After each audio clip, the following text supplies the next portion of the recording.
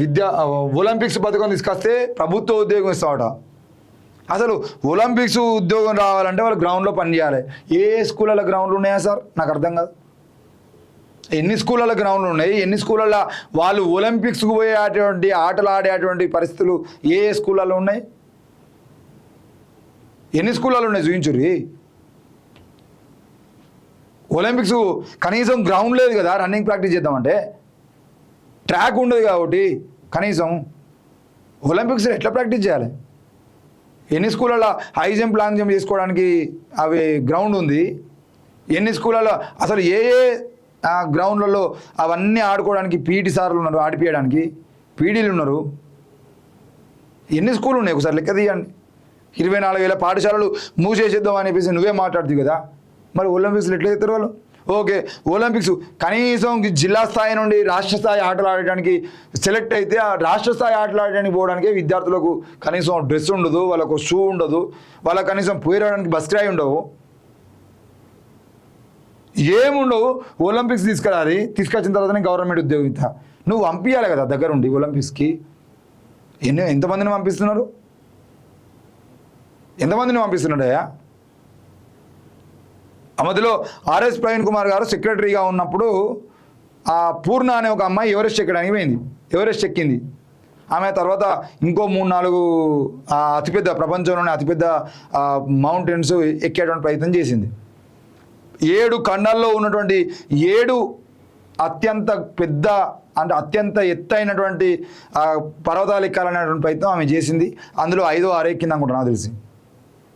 నేనేమంటున్నా అంటే after RS Praveen Kumar ఏరు విద్యార్థులు ఎందుకు ఎక్కుతలేరు ఎవరెస్ట్లు? ఎందుకు పోతలేరు ప్రపంచ దేశాలకు? ఆయన ఇంట్రెస్ట్ పెట్టుకొని ఆ పైసల్ని ఎట్లా వాడాలని అట్లా వాడుకొని అవసరమైతే కొంతమంది రాజకీయ నాయకుల దగ్గరికి, కొన్ని సంస్థల దగ్గరికి పోయి ఆ పగిడిపాటి దేవాయి లాంటి నాదం ఫౌండేషన్ అనే ఫౌండేషన్ పేరుతోని ఆ పూర్ణ ఇంకా మిగతా దేశాల్లో ప్రభుత్వం అన్ని కోట్లు అంటే ఖర్చు చేయలే కదా అని చెప్పేసి ఆయన దగ్గర పోయి ఆయన అడిగితే, ఆయన బతిలాడితే, ఆయన దగ్గర పోయి అడిగితే ఆయన ఓకే అన్నాడు. కనీసం ఆ అమ్మాయి ఈరోజు ప్రపంచ రికార్డు సృష్టించడానికి ప్రయత్నం చేసింది. మరి మీ ప్రభుత్వాలు ఏం చేస్తున్నాయి? పూర్ణ తర్వాత ఎందుకు ఇంకా మిగతా విద్యార్థులు పోలేకపోతున్నారు?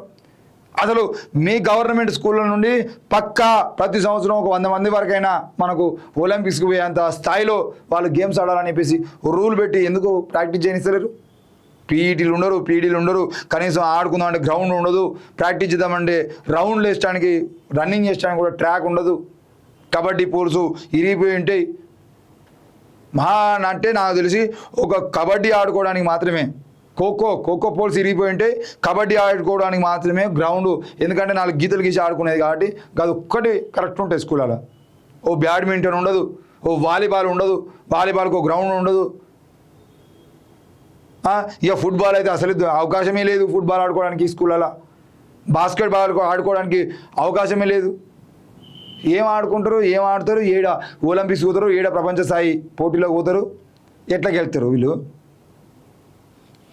మళ్ళీ వీళ్ళంతా కష్టపడిపోయి ఒలింపిక్స్లో గెలిచిన తర్వాత ఈయన గవర్నమెంట్ ఉద్యోగం ఇస్తాడు.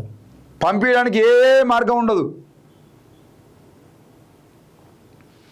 కొంచెం అన్నా మాట్లాడేటప్పుడు మరి విమర్శలు వస్తాయి కదా అని చెప్పేసి ఆలోచించేటువంటి పరిస్థితిలో ఉండట్లేదు.